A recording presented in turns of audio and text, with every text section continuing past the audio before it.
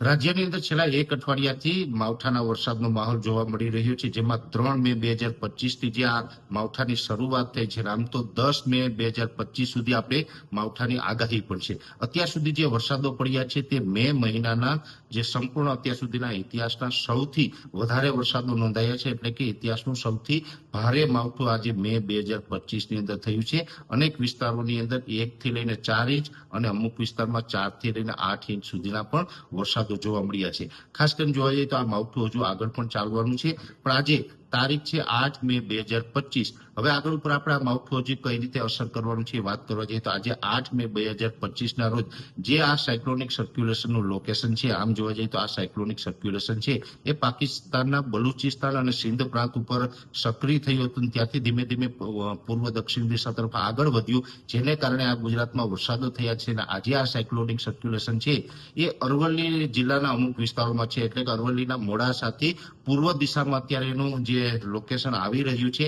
અને આ cyclonic circulation છે એ રાજસ્થાનના પૂર્વ દક્ષિણ ભાગો, ગુજરાતના ઉત્તર અને પૂર્વના ભાગો અને મધ્યપ્રદેશના પશ્ચિમ ભાગો ઉપર અત્યારે આ અસર પાડી રહ્યું છે. આ સાયક્લોનિક સર્ક્યુલેશન છે એ હવે ગુજરાત ઉપરથી પસાર થઈ રહ્યું છે, એટલે હવે લગભગ આજે 8 તારીખના મોડી રાત સુધીમાં આ સાયક્લોનિક સર્ક્યુલેશન છે ગુજરાત ઉપરથી પસાર થઈ જશે. છતાં પણ આજની તારીખની વાત કરવા જઈએ તો આજે પણ ગુજરાતની અંદર તીવ્ર થંડરસ્ટોર્મ એક્ટિવિટી થવાની શક્યતાઓ છે 8 તારીખે મોડી રાત સુધીમાં, જેમાં ખાસ કરીને સૌરાષ્ટ્રના ભાવનગર, બોટાદ, અમરેલી, ગીર સોમનાથ, જુનાગઢ, રાજકોટ અને સુરેન્દ્રનગર વિસ્તારો છે એની અંદર હજુ પણ આજે 24 કલાક દરમિયાન આપણે તીવ્ર થંડરસ્ટોર્મ એક્ટિવિટી થાય, ગાજવીજ અને પવન સાથે ભારે વરસાદ થાય તેવી શક્યતાઓ છે. આ જિલ્લાઓ સિવાય જે મધ્ય ગુજરાતના જિલ્લાઓ છે, જેમાં અમદાવાદ, ગાંધીનગર, એ સાથે આણંદ, નડિયાદ અને વડોદરા જિલ્લો છે, આ તમામ વિસ્તારોની અંદર પણ આવનારા 24 કલાક માટે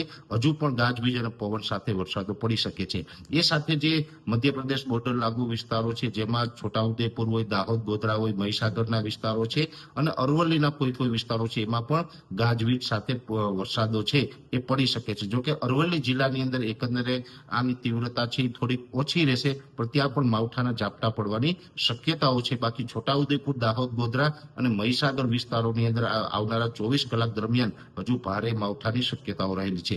દક્ષિણ ગુજરાતમાં એકંદરે છૂટાછવાયા હળવા મધ્યમ ઝાપટાઓ છે એ જોવા મળે, ત્યાં અતિ તીવ્રતા સાથે વરસાદની શક્યતાઓ નથી. પણ ખાસ કરીને આજે 8 તારીખે મોડી રાત સુધીમાં હજુ પણ ભારે માવઠું થઈ શકે છે.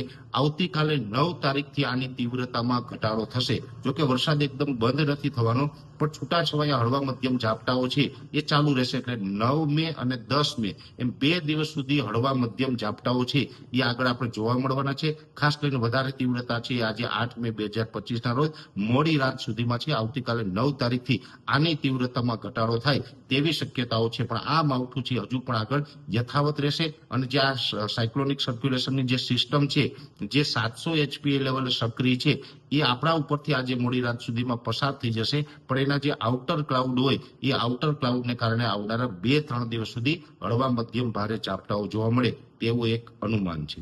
સાંજ સમાચાર ફેસબુક પેજને લાઇક કરો, વિડીયો શેર કરો અને વધુ વિગતવાર સમાચાર માટે sanssamachar.net વિઝિટ કરો.